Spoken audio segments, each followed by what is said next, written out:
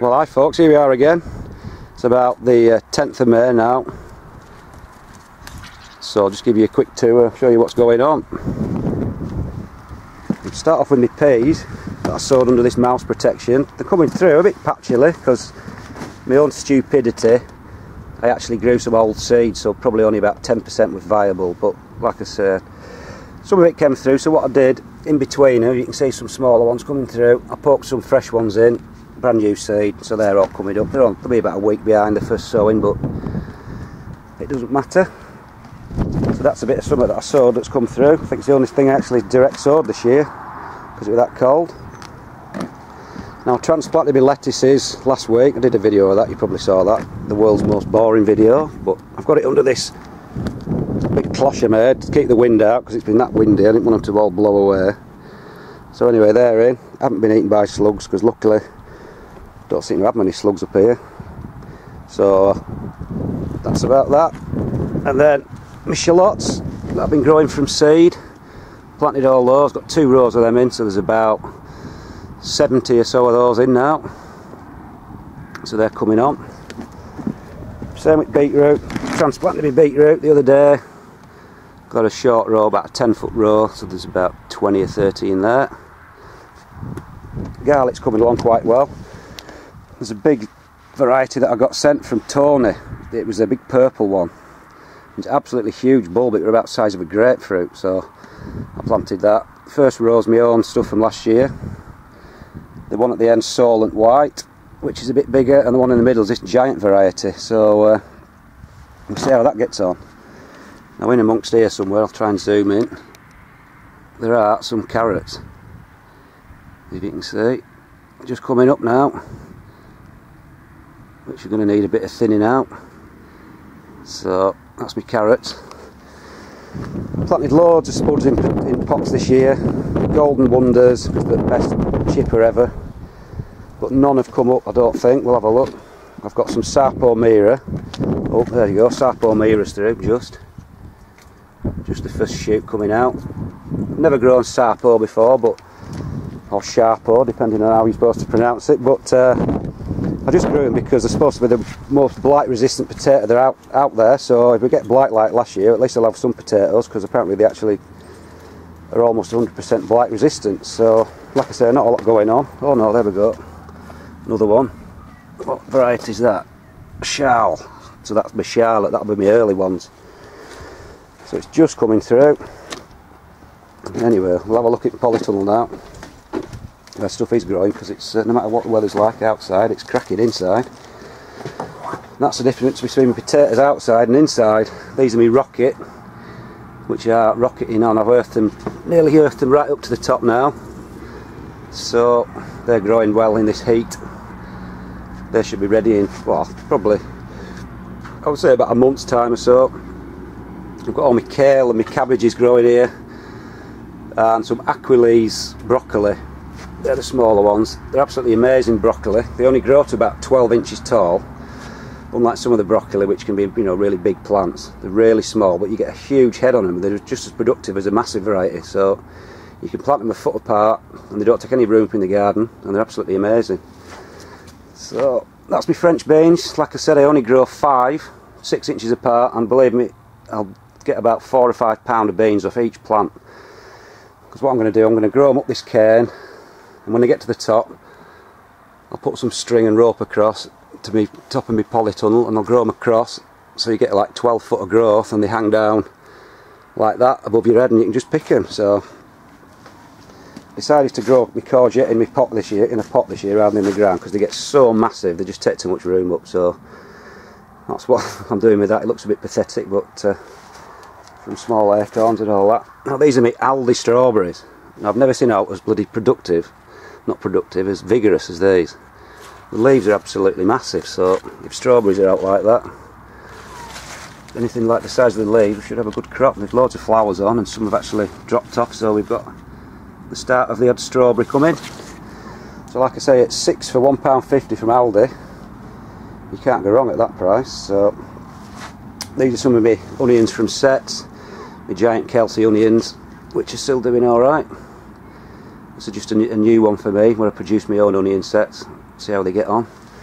And then we've got a big one here that I'm growing in a pot, trying to beat my record of £10, well, trying to get to £10, and it's doing really well so far. It's leaves are getting on for 2 foot, 2'6", so I'm happy with that. And again, my carrots, show carrots, are doing really well in here compared to outside. They've got like the second set of proper leaves coming on now. These are the later ones for Harrogate, hopefully, Harrogate show. And these are the first ones I grew for my local show. I grew these a week earlier and they've got the third set of leaves coming on. So, like I say, they're really flying along in the relative warmth of the polytunnel. And these are my long show carrots, my long ones in the barrels again, which are growing. They've got like 2 sets of leaves on now, so they're coming along. No problems yet. And then we've got another giant one in a pot there, and then we've got Mr. Big here. This is the freak onion, which could be the one. It's absolutely huge compared to the rest of them, and the leaves on it are just really big fat leaves, so it's looking good. A few more in pots. I've gone onion mad, that's my main thing. I just love growing onions, big onions. So anyway, this is my Kelsey's from seed again. These are for the main exhibition onion show. We've got about 20 in this bed. They're all doing really well. Big long leaves on already. To give you an idea of the temperature and what it is, it's actually 13 degrees now inside, and it's that wet. It's 99% humidity, so it's a bit moist, should we say. And then I've got over here, these are my leeks growing on in pots.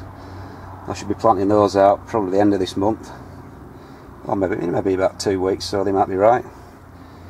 So that's basically polytunnel as we speak. So we'll nip outside and show you a bit of other stuff. And finally, my flowers are starting to come up. These poppies, like perennial poppies, they come up every year fantastically. They have enormous big red heads and don't half attract wildlife and bumblebees and all sorts of things.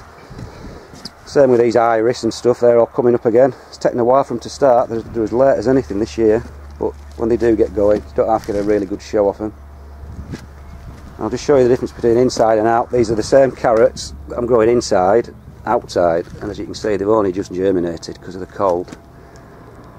So here I've got growing a load of flowers, just wild flowers. Just had a bit of spare soil, so I just chucked a load of random stuff in, like cosmos and wild poppies and Californian poppies and stuff like that. Got a couple of new rhubarbs last year. One was called champagne something or other, and it's supposed to be really sweet, but they're not very big actually. They're growing, but they're a bit small. And I've got another variety, and I can't remember what the name was actually. And this is to show you how late things are. This is me sort of miniature daffs, and they're just coming out now, coming up to the middle of May. And they're pretty strange, one of these, if you look. They're like double headers. Mutant, weird ones. They're like little miniature ones, but they've got 2 heads on one stalk, so it's a bit of a novelty. A few more flowers in there, corn flowers and stuff. A few sweet peas in, just for a bit of colour. You need a bit of colour to break it up. And then these are my show potatoes that I did a video on planting about, can't remember now, 2 or 3 weeks ago maybe. Same again, it's been a bit cold, so they're not through yet. And then finally, on the show growing bit, this is my contraption I made to try and keep the wind off my parsnips and my giant carrots outside. So I've got a load of mesh around the outside to keep the wind down and hopefully keep a bit of carrot fly out. So we'll go in and have a look. It's a bit claustrophobic, but there we go. That's a big box, 4 foot tall, about 2 ton of sand in there just for 12 carrots. So it is a bit of a labour of love growing them, and they're only tiny like compared to the ones inside. And again, got big barrels with collars on. They're about 4'6", 5 foot tall to grow my giant parsnips in. So it's a bit of a labour, but you can't beat it. When you pull a massive one out at the end of the year when it's 5 foot long, it does make it all worthwhile.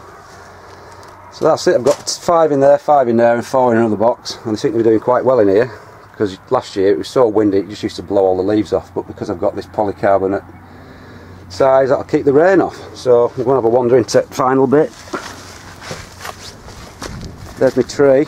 As you can see, that's a willow, and that's only just coming out into bud. So that gives you an idea of how far behind things are. So again, into my last bit, which was the wet bit last year. Excuse me. Now this is where I'm growing my giant marrows this year. I've got some seeds from the European Giant Veg Growers Association, and I've got some seeds from a £110 marrow and two from a £78 pounder. So I prepared the holes. Old Emityville there, popping his ale. So I prepared the holes there. I'm just trying to warm the soil up now. Some giant pits. I've dug tons of compost in, horse muck, Nutrimate, all sorts of things, so I'll make it as rich as possible. And I'll try to warm the soil up. I've sowed them seeds at home, and they're up now, so they should be in about a week's time, because they want to be in as soon as they're through, really, marrows, because they don't like being in a pot at all. So anyway, that's that. There's a few thistles coming up that need weeding as well. And then a few more of my Kelsey sets up. These are just me eating onions, some red Baron, and the normal yellow ones, which I get Seton, that's it, Seton. They're all starting to grow a bit now, but slowly. And that's all my garlic, another few loads of garlic. And then the early purple sprouting broccoli, which has just been going and going. I thought it was, you know, it wasn't going to work because the mice had eaten some of the tops like that, but it just sprouted from everywhere, and I just keep picking it and picking it and picking it. And it's just been amazing, it just keeps coming. These are my overwintering onions, which is a bit of a joke up here because it's so cold, it's not really worth doing, and they're no more advanced than if you just planted them a bit earlier, you know, outside. So basically that's about it. As of about the 10th of May, things are actually up and growing a bit. So there you go. I'll show you a picture of Ingleborough, but you can't see it, it's a bit misty like. So that's about it, folks. See you later. See you later.